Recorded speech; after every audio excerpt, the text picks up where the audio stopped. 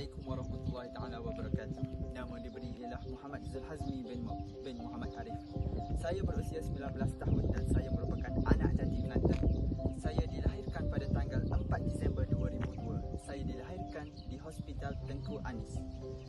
Dan saya merupakan anak kelima daripada 5 adik-beradik saya. Selain itu, saya juga merupakan bekas pelajar di Sekolah Rendah Kebangsaan Kamil 1 dan Sekolah Menengah Kebangsaan Tok Janggut. Dan kini Alhamdulillah saya menyambung pelajaran saya di Kolej Matrikulasi Kelantan. Saya berhasrat saya dapat menyambung pengajian saya di Universiti Teknologi Petronas lepas saya tamat pengajian saya di Kolej Matrikulasi Kelantan. Di sekolah, saya banyak terlibat dengan aktiviti-aktiviti dan sedikit sebanyak memberi sumbangan kepada diri saya sendiri dan sumbangan kepada sekolah. Pada umur 17 tahun, saya menduduki peperiksaan Sijil Pelajaran Malaysia iaitu SPM dan Alhamdulillah saya berjaya meraih sebanyak 4A, 2B, 4C untuk ujian tersebut. Di samping itu, dalam aktiviti co-curriculum, saya memegang jawatan sebagai pengawas sekolah. Selain itu, saya juga berjaya mewakili sekolah untuk kejohanan bola sepak dan pasukan kami berjaya meraih johan untuk peringkat MSSD. Di samping itu, saya juga memiliki kekuatan diri sendiri dari segi aspek rohani dan jasmani. Saya mampu melakukan sesuatu kerja walaupun dalam tekanan daripada orang lain. Hal ini dapat menginspirasikan saya supaya saya terbiasa dengan situasi sebegini. Selain itu, saya juga mempunyai kemahiran dalam ilmu matematik dan juga dapat memimpin satu tanggungjawab apabila diamanahkan. Di samping itu, terdapat juga beberapa kelemahan pada diri saya sendiri. Saya suka untuk menyesuaikan diri saya dengan orang yang baru dikenali serta saya juga kurang fasih berkomunikasi dalam bahasa Inggeris. Akhir sekali, saya tidak dapat memberi fokus sepenuhnya untuk melakukan sesuatu perkara apabila saya mengalami kemurungan atau dalam keadaan tertekan. Misi saya adalah ingin mencapai skor tertinggi dalam setiap peperiksaan. Selain itu, saya ingin membentuk pribadi yang lebih baik serta mencapai darjat takwa yang seutuhnya. Dalam hidup ini, kita perlulah mempunyai visi tersendiri.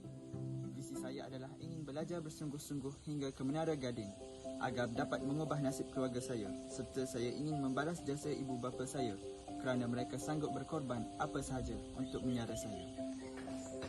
Antara beasiswa yang saya mohon ialah beasiswa daripada Bank Islam kerana saya ingin melanjutkan pengajian saya ke Universiti Teknologi Petronas untuk pengajian ijazah sarjana muda.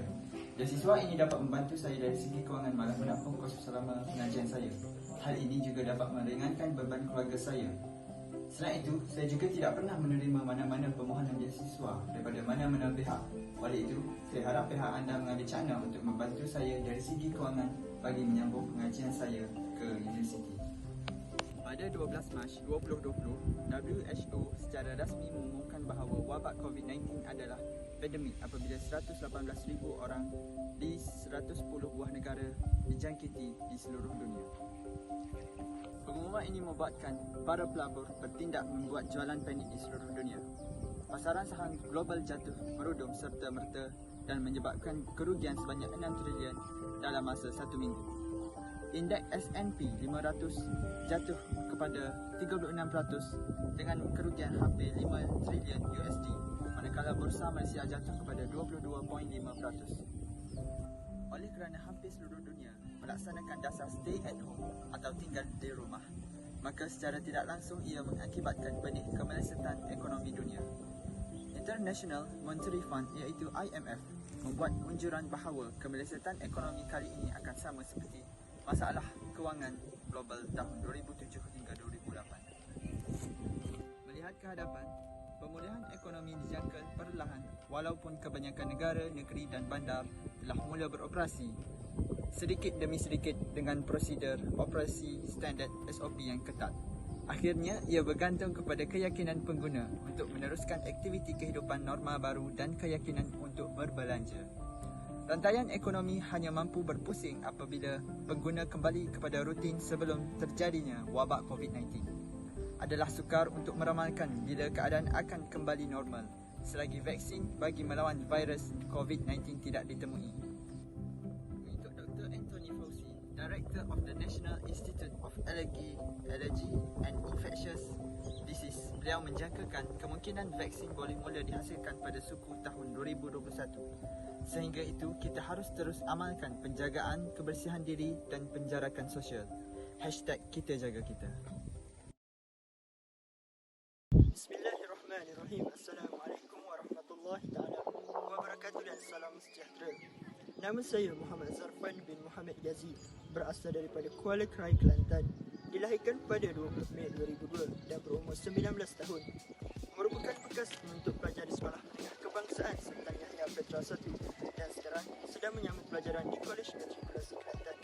Saya merupakan anak keempat daripada 5 orang adik-beradik. Impian saya selepas tamat pengajian di Kolej Matrikulasi Kelantan, saya ingin menyambut pelajaran di Universiti Teknologi Malaysia untuk mengambil jurusan ijazah sarjana muda kejuruteraan awam.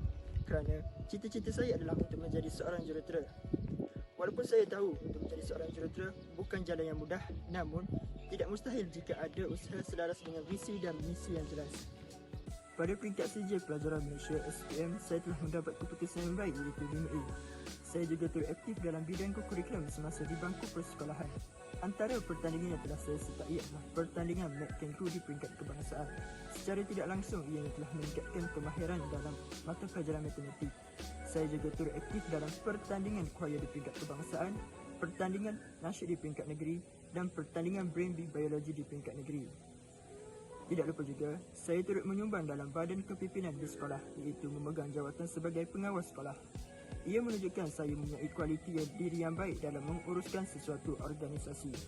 Antara kelebihan dan kekuatan diri yang saya miliki adalah saya seorang yang patuh dengan segala arahan yang diberikan.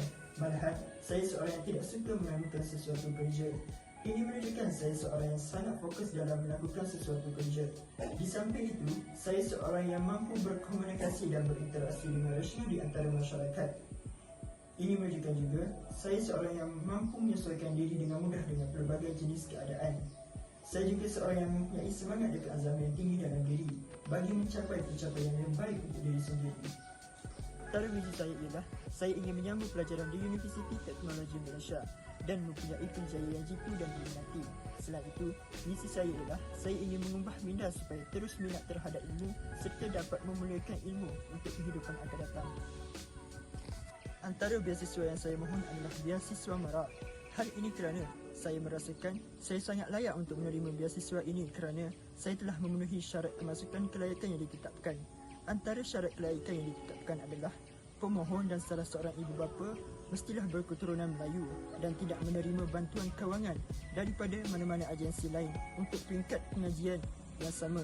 Selain itu, syarat akademik yang ditetapkan adalah minimum memiliki 5 kredit dalam sijil pelajaran Malaysia dalam mana-mana mata pelajaran.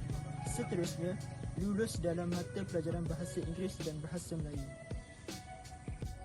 Seterusnya, isu semasa yang saya ingin mempertengahkan adalah akibat COVID-19 terhadap sistem pendidikan.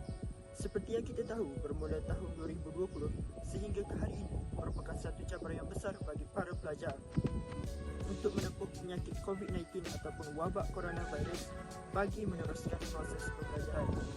Hal ini telah memberi dampak besar kepada semua sektor termasuk sektor pendidikan.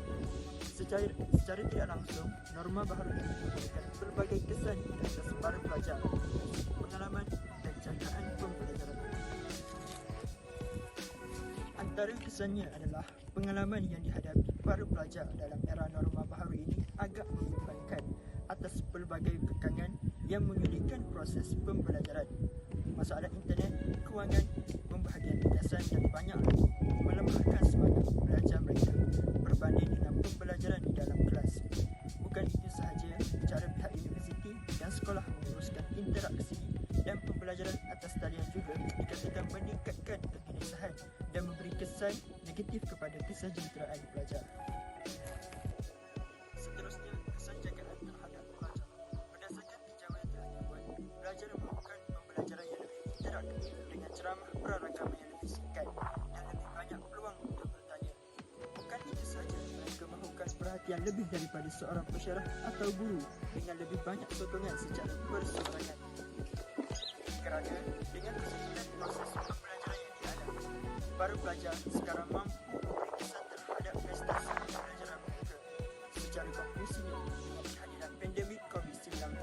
yang masih belum berhubungan, para pelajar mestilah memiliki sikap yang rasional dan terus berusaha untuk meneruskan pembelajaran walaupun mempunyai cabaran dan dugaan yang berbeda dihadapi. Assalamualaikum warahmatullahi taala wabarakatuh.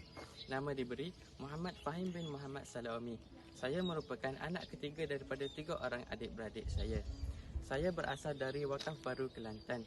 Saya juga merupakan salah seorang daripada bekas pelajar Ma'had Muhammadi Lelaki di Kota Baru. Sekarang, saya sedang melanjutkan pelajaran saya di Kolej Matrikulasi Kelantan. Setelah selesai urusan saya di sini, saya bercita-cita agar dapat melanjutkan pelajaran saya di Universiti Teknologi Mara dalam bidang seni bina. Saya sedar, walaupun untuk meneruskan pelajaran dalam bidang tersebut, saya memerlukan dedikasi yang tinggi. Namun, jika saya mempunyai usaha yang kuat, saya mampu mendapatkan apa yang saya cita-citakan. Pada peringkat SPM, saya telah mendapatkan keputusan sebanyak 2A sahaja. Namun, ia tidak mematahkan semangat saya untuk terus belajar. Saya juga bergiat aktif dalam bidang kurikulum semasa di bangku persekolahan.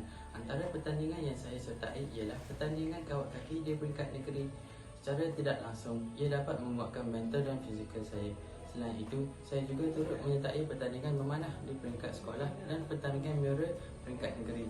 Selain daripada itu juga, saya turut menyumbang dalam bidang kepimpinan sekolah dengan memegang jawatan sebagai ketua kelas selama 3 tahun berturut-turut. Ini menunjukkan saya mempunyai kualiti diri yang tinggi dalam menguruskan sesuatu organisasi supaya ia berjalan dengan lancar. Antara kelebihan yang saya miliki ialah saya boleh bekerja dalam tekanan yang tinggi. Ini menunjukkan saya seorang yang sangat tekun dalam menguruskan sesuatu kerja yang diberikan kepada saya. Di samping itu, saya seorang yang mampu berkomunikasi atau berinteraksi dengan baik di antara masyarakat. Saya juga mudah untuk menyesuaikan diri dengan pelbagai jenis keadaan. Saya juga seorang yang mempunyai semangat dan keazaman yang tinggi dalam diri bagi mencapai pencapaian yang baik untuk diri saya. Saya juga mempunyai visi dan misi dalam hidup saya. Visi saya ialah ingin menyambung pelajaran di Universiti Teknologi Mara dalam bidang seni bina dan menjadi seorang arkitek yang berjaya. Selain itu, misi saya adalah untuk membentuk fikiran yang rasional dan dapat menimba lagi banyak ilmu pada masa hadapan yang akan datang. Antara beasiswa yang saya mohon adalah beasiswa GPA. Hal ini kerana saya merasakan saya sangat layak untuk menerima beasiswa tersebut kerana saya telah memenuhi syarat kemasukan kelayakan yang ditetapkan. Antara syarat kelayakan yang ditetapkan adalah pemohon perlu memiliki minimum 5 kredit dalam SPM dalam mana-mana mata pelajaran. Seterusnya, lulus dalam mata pelajaran bahasa Inggeris dan sejarah. Saya juga tidak pernah mendapat mana-mana beasiswa sepanjang saya memohon. Saya harap pihak tuan dapat membantu saya dari segi keuangan untuk membantu saya menyambung pelajaran di UiTM kelak. Selanjutnya, saya ingin membicarakan sedikit tentang isu semasa sekarang iaitu pandemik COVID-19. Seperti yang kita sedar, bermula tahun 2020 sehingga sekarang merupakan satu cabaran yang besar bagi umat manusia terutamanya di Malaysia untuk menempuh wabak penyakit COVID-19 ini ataupun lebih dikenali sebagai wabak coronavirus bagi meneruskan kehidupan. Hal ini telah memberi impak yang besar di atas semua sektor termasuk sektor sosiologi. Menteri Pembangunan Wanita, Keluarga dan Masyarakat Datuk Seri Rina Harun mengakui isu berkaitan krisis jiwa serta mental dalam kalangan masyarakat yang tertekan berikutan kehilangan pendapatan, berjauhan daripada keluarga, juga kekesahan kesan pandemik COVID-19 dipandang serius oleh kementerian. Kajian tinjauan kementerian juga mendapati sokongan sosial antara mekanisme bagi mengurangkan kadar tekanan individu yang terkesan secara langsung berikutan ancaman pandemik COVID-19. Jelas Datuk Seri Rina Harun, Menteri Pembangunan Wanita, Kesihatan dan Masyarakat. Kajian ini dilaporkan terus menunjukkan tren menaik dengan golongan wanita, orang dewasa muda dan daripada keluarga berpendapatan rendah serta kaum bumiputera sebagai paling berisiko menghadapi gangguan kesihatan mental. Oleh itu, kita sebagai rakyat Malaysia haruslah selalu menjaga kesihatan mental agar tidak terlibat dengan sebarang masalah yang dapat mengganggu ketenteraman hidup kita. Akhir sekali, saya berharap saya memiliki impian yang tinggi sebab impian akan membangkitkan motivasi anda untuk bertindak. Setiap mimpi besar dimulai dengan seorang pemimpi. Ingatlah selalu, kamu memiliki kekuatan, kesabaran dan hasrat untuk meraih bintang-bintang untuk mengubah dunia. Akhir sekali, kata-kata harapan daripada saya adalah berjalanlah dengan harapan di hatimu dan kamu tidak akan pernah berjalan bersendirian. Harapan akan selalu ada bagai setitis embun di padang gersang, menawarkan kesejukan dan kedamaian. Sekian, terima kasih. Kehidupan memang selalu akan bergerak dan berputar. Dalam perjalanannya, kamu akan menemui berbagai momen dan peristiwa yang dapat memberikan pelajaran. Oleh itu, harapan saya agar saya dapat menjalani hidup yang lebih baik pada masa akan datang.